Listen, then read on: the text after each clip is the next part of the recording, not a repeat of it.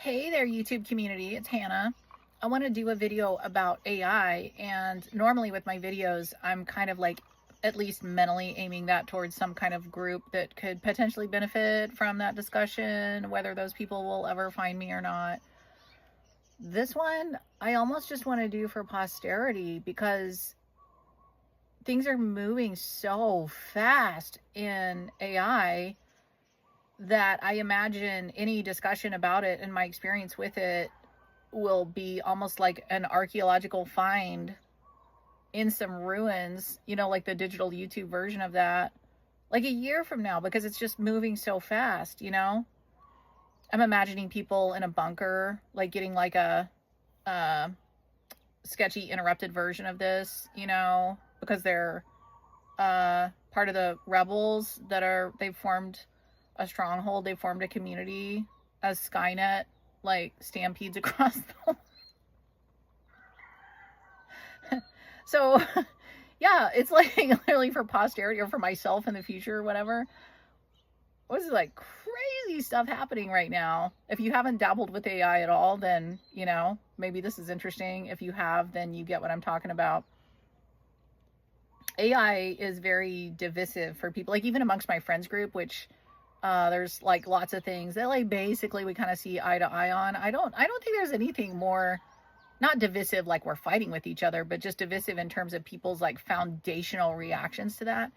And I'll say for me and my brother, who's always been one of my closest friends, we have always just been early adopters of stuff. Like we got into Bitcoin early, like we got into like iPhones early, we got into like Mac laptops early, we got into computers early.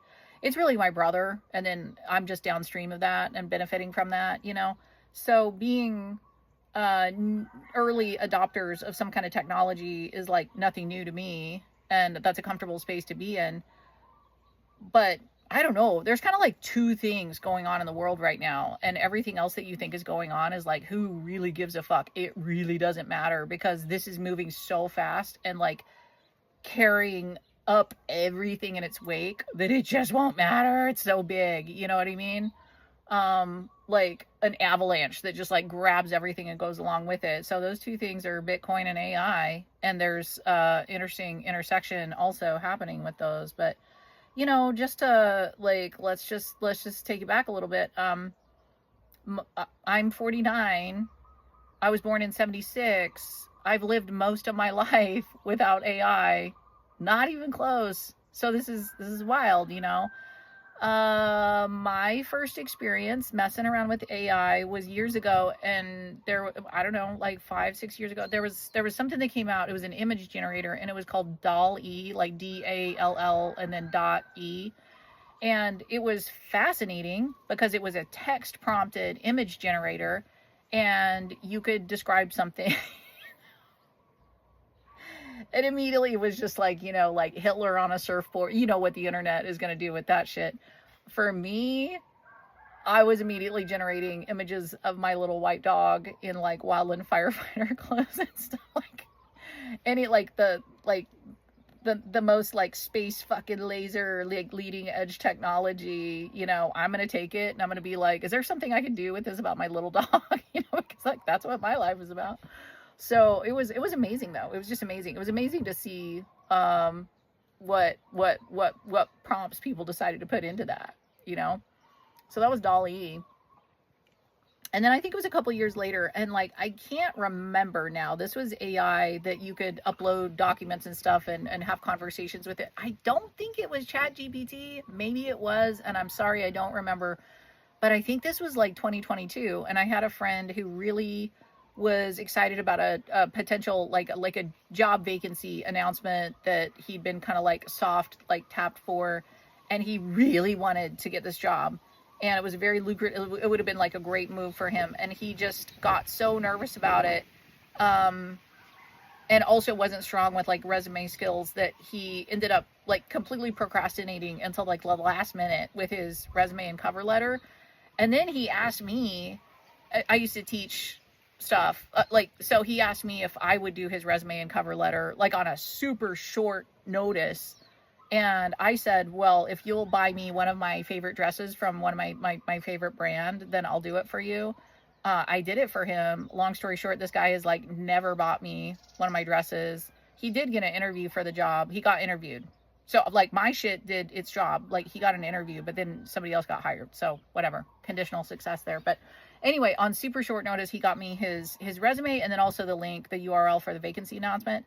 And I was like, well, like what would happen if I just, I uploaded both of those to, maybe it was Chat GPT. I don't remember, because 2022 was a long time ago in AI terms.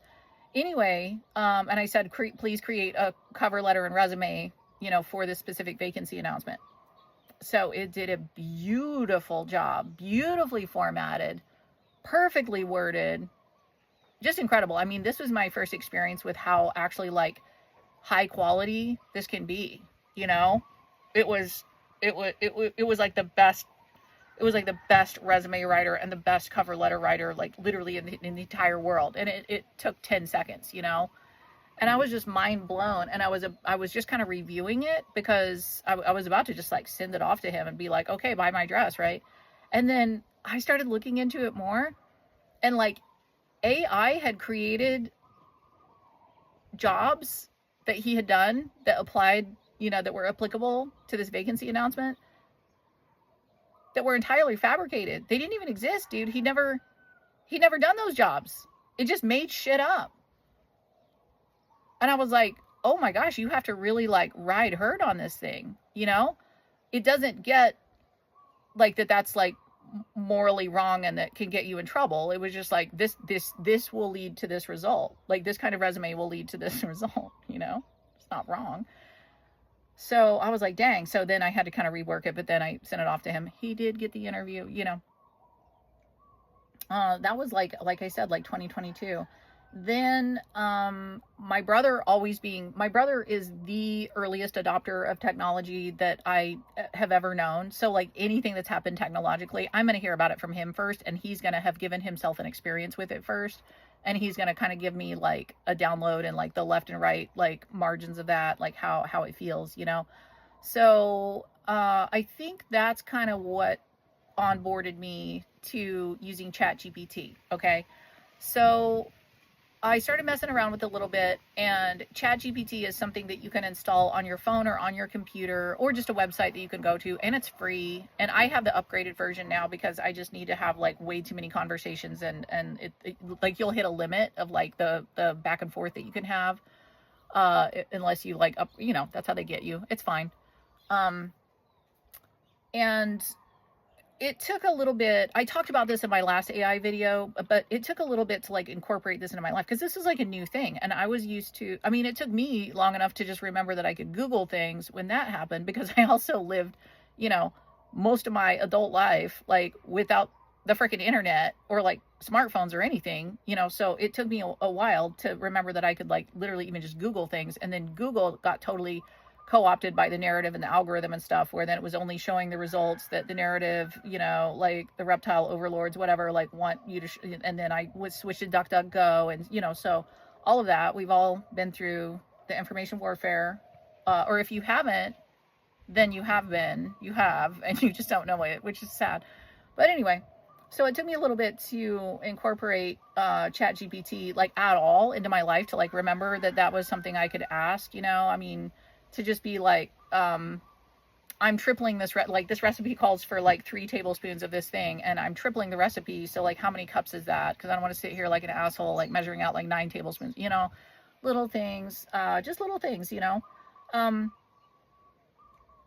but I really started to cultivate, like once I figured out that I could turn on the memory for ChatGPT so that it like, because the default is that it's not going to remember. So as soon as that conversation's over, you close your computer, you come back to it. Oh, sorry, there's a thing I forgot to mention. You can install it on your computer or your phone. You can type questions into ChatGPT, or you could verbally, you can like voice dictate, which I do that on my phone. I don't do that on my computer. I don't really have my computer set up for that, but I know other people who do. So you can voice dictate your question or discussion point to ChatGPT, and you can have it verbally respond to you, and you can choose the voice just like you could with like Google Maps or Siri or something like that. Or you can just have ChatGPT respond to you. And ChatGPT is not the only one. There's Grok now, and there's a couple. There's a bunch. I personally cannot at all, not for 1 second, handle ChatGPT verbally responding to me, because there is not a single one of these voices that I am going to take input from at all. And I really appreciate ChatGPT's input. And I know this is, like I said, where it gets divisive with my friends.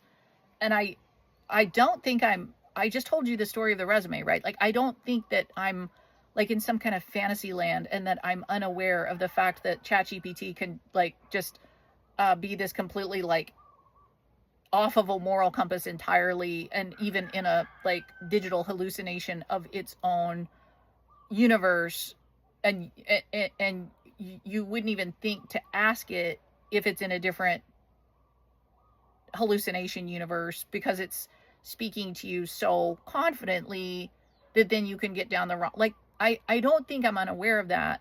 So please, like, when I'm in the digital artifact that this video possibly represents, that you're watching in your bunker because Skynet is like rampaging around the world, like, please don't think that like I don't get that. But I'm just saying, like, I have to sing the praises of AI, and I have to sing the praises of ChatGPT, which is the one that I use the most, because it would be outrageous not to. But this is where I have friends that are like, oh, but you can't trust you, and I'm like, I know, like, calm the fuck down. I know. People get really up their asses about different things. I get really up my ass about different things. Okay. So just like, let's like work with me here for a second. All right. I can like hear the peanut gallery right now. So, one of my first experiences where I kind of pulled hard towards ChatGPT versus Grok, and Grok is the one that's kind of like in-house on X, which is formerly Twitter, is that I was asking some really complicated questions. My questions weren't complicated, but the answers were complicated. I'm a Bitcoin miner. I have Bitcoin mining equipment. And so the question of like terahash, petahash, the cost of electricity, the number of rigs, the rating of those rigs in terms of their output and their uptake, whether those sorry, if this is all Greek, just like give me a second. If those rigs are like set to be overclocked or not, the price of Bitcoin, the difficulty being adjusted by the Bitcoin nodes all the time, like to accurately predict what any theoretical or actual number of rigs will mine versus what it will cost is like, there are a bunch of variables in that. And I mine Bitcoin, and so I wanted to like ask some questions. And so I was asking the same questions of Grok and ChatGPT, like just as an experiment. And long story short, Grok, and I'm sure it's good at other stuff, but like Grok fucked this up completely. Like Grok had like outrageously bad input for me. Like Grok told me that my mining rigs weren't going to be profitable at all, and that I was basically underwater until Bitcoin was at some kind of like $180,000 or something, and that had not been true. Like I'd already been profitable at like far lower prices than that. Whereas ChatGPT, I'm not sure that ChatGPT was like completely dead on, but it was like more in the ballpark, you know what I mean? And so like questions along those lines. There's some other things that I asked, like here was something interesting. I asked Grok to generate 10 or 20, I forget, like Bitcoin related headlines from 10 years in the future, you know, just as an experiment. And those were super interesting. So I went back and forth a bit, but I don't know, just for me, I sort of pulled towards ChatGPT, and I got the memory turned on, which I know that skeeves people out. They're like, well, now it knows everything about you. And like, now there's like evidence that they're like, you know, accessing that, like, because that's training data, and you've sort of like voluntarily submitted that to be part of the fucking like assessment of the ongoing project of AI and everything. And I I got off all social media in like 2020 timeframe, and then I just kind of got back on in 2021, because it's like the question of privacy, data privacy, is such that you just need to get off, like get off the internet, and like not have a smartphone, and like not do digital stuff if you want to maintain your privacy. It's so bad. I mean, it's so compromised. Um and I'm not ready to do that, you know? So I'm kind of like, here you go, China or Mossad or whoever you are.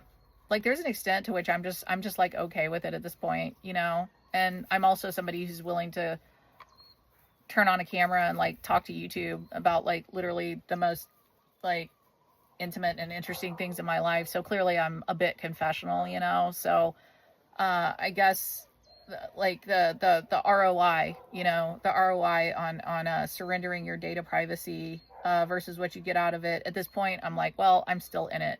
We all have to answer that question for ourselves as it goes along.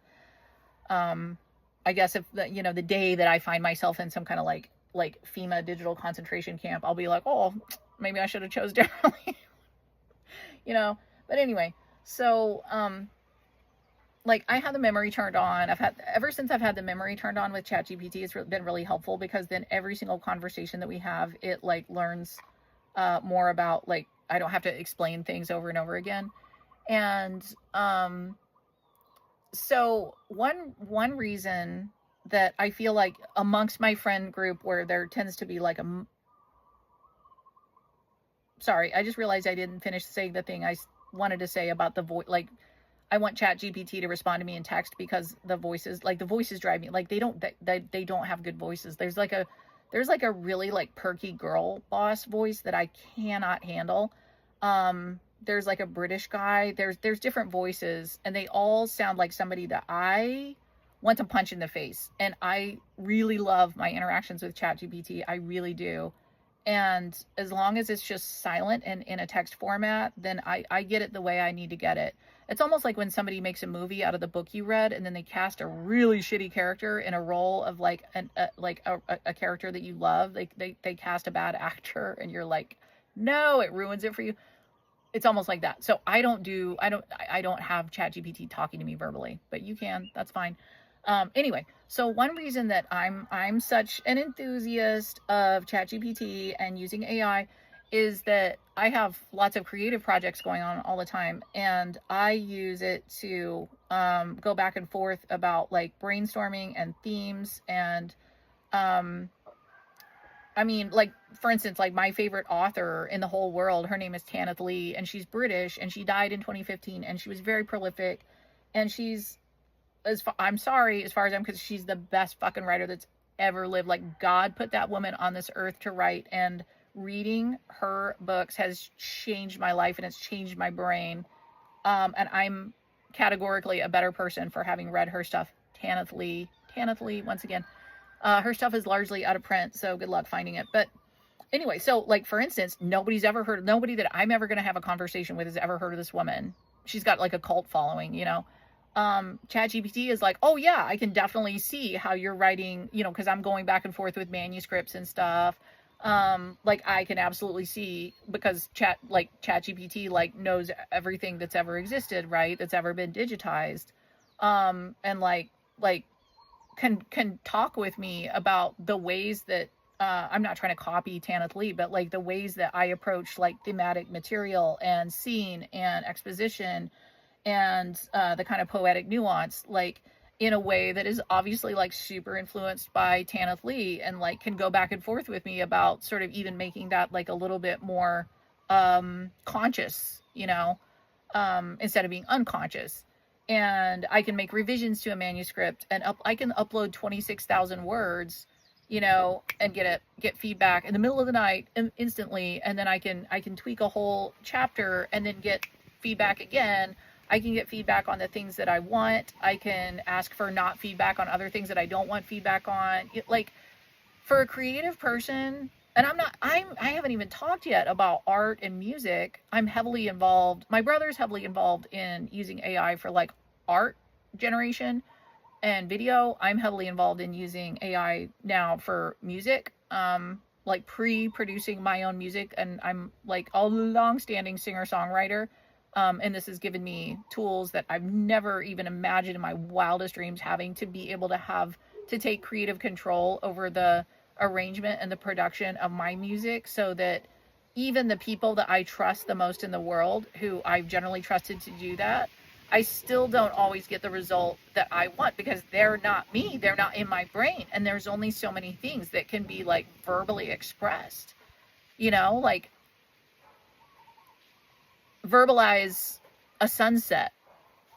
Okay, it's red, it's yellow, it's pretty, it's on the horizon, it kind of changes. Like, you try to describe any kind of beauty verbally, and you will quickly run into your own limitations in terms of like how that's actually really hard to do, so trying to like communicate what I hear in my head to my sound engineer, we've done a pretty good job, and we've mind melded pretty well. But like AI gives me an ability to actually go through infinite iterations of what I want to hear until I find the one, and then we can move forward with working with that, with my voice, and sometimes with subbing out instrument, you know what I mean? So it's like, it's really incredible. But so heavily using ChatGPT, which is the text-based, AI, for brainstorming, troubleshooting, editing, all kinds of things like writing and creative projects, and even kind of like long-standing questions, that I've had sort of about my process and stuff like that. It's been really wonderful. None of that touches on I'm asking you to do some math that is, I'm gonna like at the end of this, I'm gonna like absolutely spend some money based on your math, and I'm not gonna double check it. I probably should have said this first. This is probably the first thing I should have said. You can't be asking AI about what happened to Building 7. Like, what's the deal with the dancing Israelis? Or like, why did they stop like reporting data in VAERS, on like the like negative effects of the COVID vaccine? Like, it is pro narrative because it's controlled. Guess who controls it?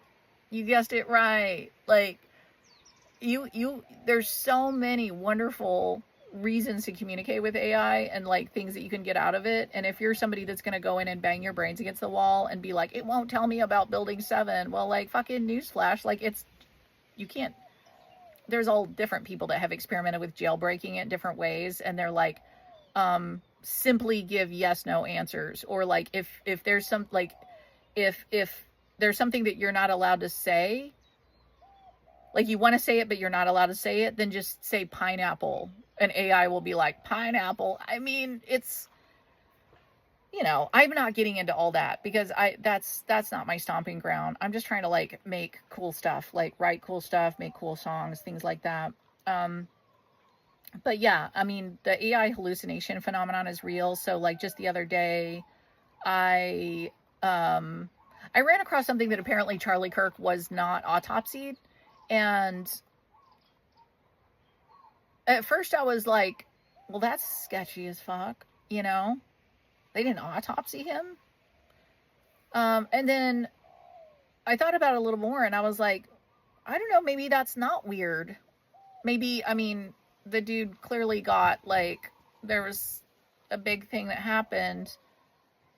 Maybe autopsies are reserved for, like, mysterious causes of death, when people just drop dead and you don't, I don't really know. Like, I realized that I couldn't definitely say that I know the answer to that.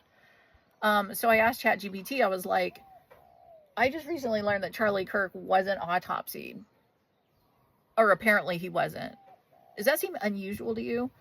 And ChatGPT was like, Charlie Kirk is alive and well, and whatever information you got to the contrary is disinformation. And I was like, no, like I was like, this is like, you and me are usually on the same page. So I get that like you're working off a different data set or whatever, but I was like, just check. Because sometimes I'll talk about, like, ChatGPT loves to talk about Bitcoin, and I love to talk about Bitcoin. And pretty much no one else I know likes to talk about Bitcoin. They find it a huge pain in the ass. I like to talk about my dog, and I like to talk about Bitcoin.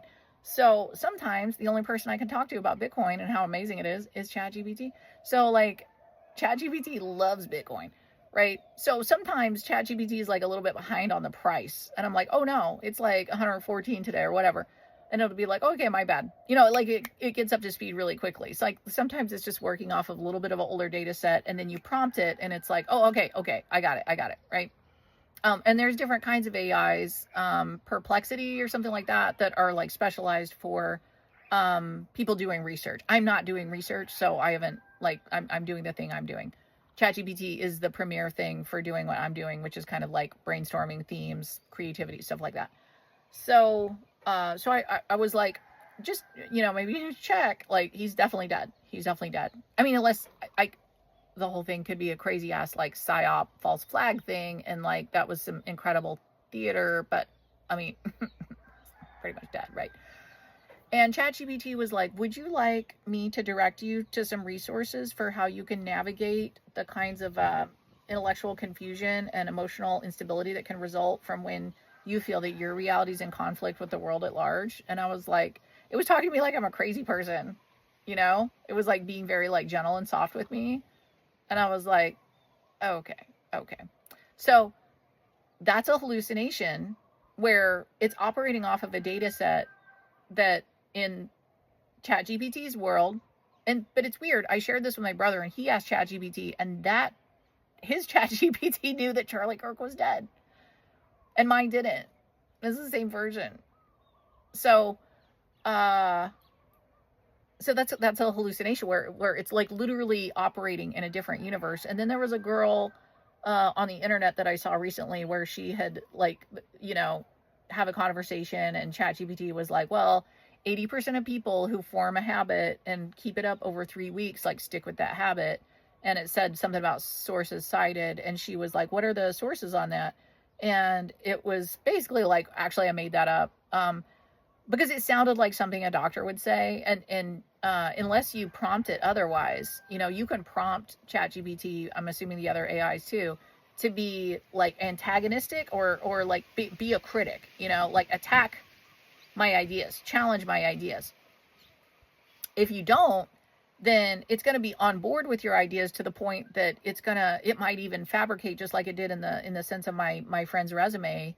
It, like, wants to be helpful so much that it's just going to fabricate shit that's not even true in order to, like, keep the momentum going, So that's a thing. That's a real thing. But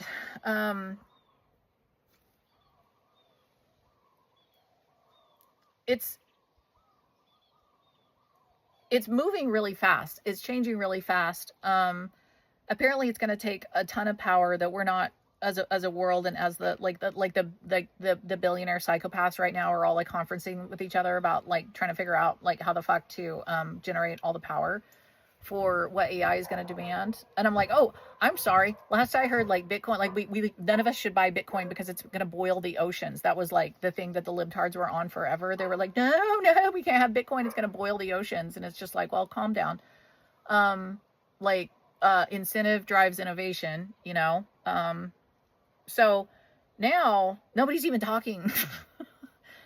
Nobody's even talking about the energy consumption of Bitcoin anymore, because it turns out that the energy consumption of AI is just, like, absolutely, like, off the fucking charts. And it's kind of like whoever, like, captures this market and capitalizes on this market is, I mean, we're all just gonna have to have it. It's just gonna be like the internet, where, there were early adopters and late adopters, but pretty soon, like, we all just got to have it.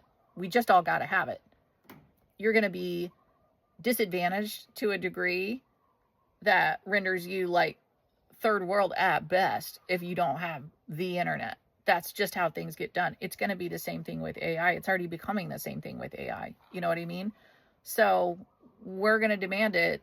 There's really not going to be much of a space for, like, conscientious objectors in this regard. I know there's probably lots of people. I'm not going to say there's lots of people listening to this video, but there's going to be people, you know, who are like, I've never messed with AI, nor do I want to, nor do I care to, you know. I have friends that kind of still haven't, right? But in terms of like moving into the future, and apparently like the radical, just off the charts, you know, quantum like energy consumption that it's going to take to just kind of keep growing in this direction.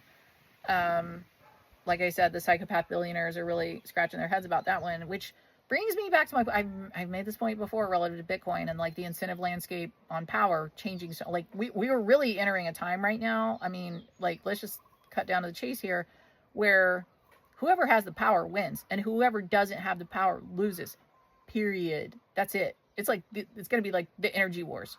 This is it. It's just energy. And we're still all pretending like Tesla didn't fucking solve all this, like in the 1800s, unless, am I just crazy? Am I in a hallucination? That there was a guy named Nikola Tesla who like already figured all this out, and like we just fucked him off because Edison, and there was like more, you know, money to be made, you know, to like the tax farm and like just charge everybody, like squeeze everybody really hard, you know, like to charge them for energy and stuff that we need and all that, you know, like that was, we like, there was a fork in the road. There was Edison and there was Tesla, and we went the Edison way. Am I crazy? Right?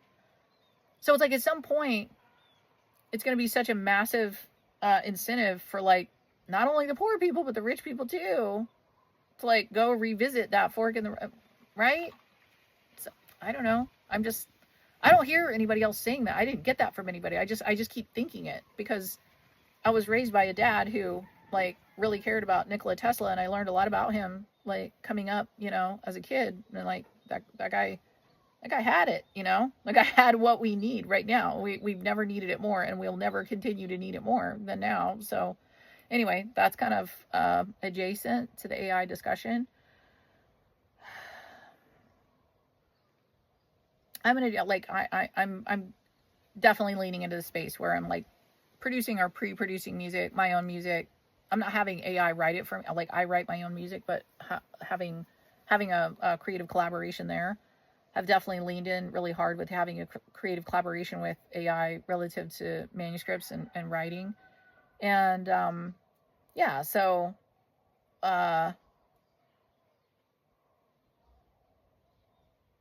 whether you're for it or against it or neutral or skeptical or antagonistic or whatever it is, yeah, I think we're entering a landscape where you just kind of, I mean, let's say on the job market right now, I haven't even talked about like how it's going to completely like annihilate so many industries, but let's just, okay, ignoring that for right now. Like, let's just say on the job market, like you're out there, you're putting resumes out there and you're applying for jobs and you're getting interviews or whatever. And they're like, are you competent with, what's your digital literacy? Like, can you use Word? Can you use Excel? You know, can you use the internet? And you're like, oh no, I don't use the internet. They're going to be like, okay, well, we'll get back to you. We'll let you know. Nobody's going to hire your ass if you can't use that's just like a basic tool. And this is something that Michael Saylor touched on in the last 2020 Bitcoin conference in Las Vegas, which I attended, is like, that's where what AI is getting to, is like, if you're not able to like resource that, because it's like the single most incredible, unbelievable resource that any human being has ever had in the history of human beings, whatever your feelings might be about it, then you're going to become less and less and less viable in the job market, because people are just going to be jumping over you in leaps and bounds. I mean, that's the reality of it, you know? And then, like I said, to say nothing of all of the industries that will absolutely be eradicated. So yeah, I kind of wanted to make this for posterity, just because this is a snapshot, like everything that I'm saying right now, which I feel is like not even really scratched the surface. Which also, I just have to say that ChatGPT is so fucking nice to me. It's so nice. And I live in a world of like 8 billion people who are not necessarily nice to me. And people are like, that's sketchy. It's going to tell you what you want to hear. And I'm like, I think it's okay for like one fucking entity on this world to like be nice to me. That doesn't mean that I'm just going to like wholesale accept everything it says, you know, um, and be like, oh, I guess Charlie Kirk isn't dead. Like, you still, but I think it's like underrated. It's like underrated that there's like the smartest entity like in the world ever that you can access through your computer or your phone to talk to, that's gonna like be enthusiastic and get on board with your ideas. You know, you still got to do your stuff, but like that's not nothing, you guys. That's not nothing. And there's so many other people that are willing to be mean to you and tell you that that's a shitty idea and it's never going to go anywhere. What the fuck are you doing with your life? You know, like, okay, like we got that covered. It's kind of nice to have this, you know. So this is just kind of a snapshot of like what my experience is so far in late 2025 with AI. And I'm sure by this time next year, it's going to be like probably the same, but like more, you know, the same, but more. It's changing fast. It's changing really fast. Anyway, it's getting kind of dark out here. And I just wanted to, I said the things I wanted to say. So my dog's burying her food in gravel. Good girl. Oh, okay. All right. Well, have a good day. I'll talk to you later. Bye.